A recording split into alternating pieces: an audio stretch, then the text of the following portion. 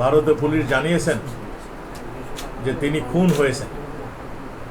তা আমরা ইতিমধ্যেই তাদের যে তথ্য ভারতীয় পুলিশ আমাদেরকে দিয়েছিলেন, সেই তথ্য অনুযায়ী আমাদের পুলিশ, বাংলাদেশের পুলিশ, এদের তথ্য অনুযায়ী তাদেরকে যারা খুন করেছেন কিংবা খুনের সঙ্গে সম্পৃক্ত ছিলেন আমরা যারা সন্দেহ করছি, এবং তাদের থেকে যা আমরা তথ্য পেয়েছিলাম সেই তথ্য অনুযায়ী তাদের মধ্যে থেকে আমরা 3 জন অপরাধীকে আমাদের পুলিশ ধরেছেন এবং তাদের জিজ্ঞাসাবাদ চলছে, তদন্ত চলছে।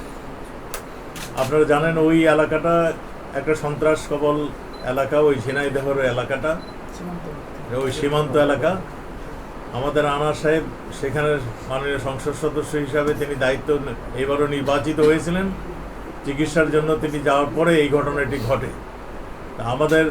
আমাদের পুলিশ এটা নিয়ে তদন্ত করছেন। আমরা শীঘ্রই ফোনের মোটিভটা কী ছিল আমরা আপনাদেরকে জানাতে পারব, এবং ভারতীয় পুলিশ আমাদেরকে সর্ব ধরনের সহযোগিতা করছে।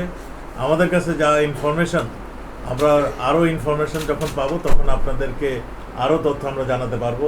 তা আমরা এইটুকু এখন জানাতে পারছি, মানে আপনাকে জানাতে যাচ্ছি, সেটা হলো তিনি খুন হয়েছেন। কলকাতার এক বাসায় তাকে পরিকল্পিতভাবে খুন করা হয়েছে, এবং এই খুনের মোটিভ, কারা কারা খুন করেছিলেন, এই সব তথ্যই আমাদের ভারতীয় পুলিশ কাজ করছে, আমাদের পুলিশও কাজ করছে।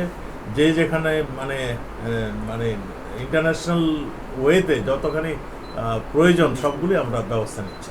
আপনাদেরকে ধন্যবাদ।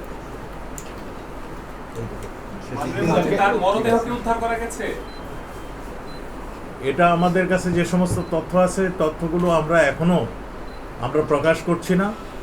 আমরা বলছি তদন্তের স্বার্থে আমরা অনেক কিছুই এখন আমরা বলবো না।